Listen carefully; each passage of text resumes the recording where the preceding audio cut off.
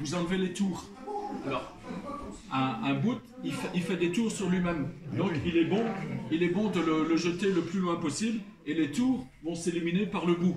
Il y a obligatoirement un bout. Il y a même deux bouts dans chaque cordage en général. Vous tournez un tout petit peu.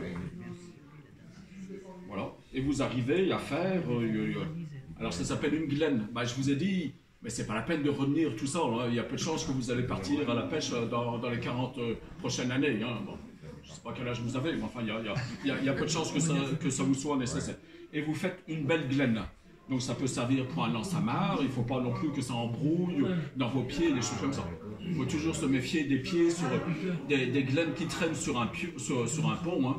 C'est comme ça qu'un grand coureur a perdu, un grand coureur océanique, comment il s'appelait ? Celui qui a perdu un pied, hein, il a mouillé son ancre et il n'a pas regardé où était le rein de l'ancre, son pied est parti avec. Collant, Alain Collant.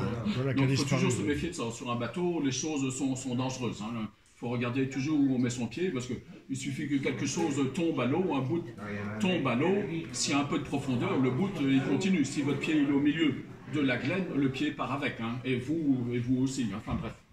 Donc là, vous avez fait une belle glaine. Alors ce que font les plaisanciers, qui n'est pas une mauvaise chose, afin de ranger ça, admettons que vous ayez un bateau, un voilier, hein, de faire ça. Alors, les plaisanciers font ça, mais peut-être les alpinistes, hein, c'est un monde que je ne connais pas. Hein. Voilà, vous faites ça, et vous n'avez pas fait un tas de merde qui va s'embrouiller, vous faites quelque chose de propre, vous le rangez dans votre compartiment et vous allez le ressortir. Donc vous voyez, j'ai fait une belle glaine. Alors par contre, pour un bout commis, parce que les bouts ils sont commis dans un certain sens, il est indispensable de commettre dans le sens des aiguilles d'une montre, autrement ça ne marche pas. Il faut toujours commettre dans le sens des aiguilles d'une montre. Il faut toujours tourner, lever dans le sens des aiguilles d'une montre. Hein. Et toujours en tournant un tout petit peu, hein, mais il est vraiment indispensable. Si vous le faites dans l'autre sens, obligatoirement, je ne saurais même pas le faire dans l'autre sens. Obligatoirement, ça va faire des coques. Puisque c'est commis toujours dans le même sens, il faut le commettre comme ça, enfin, il faut le lever comme ça, en tournant un tout petit peu.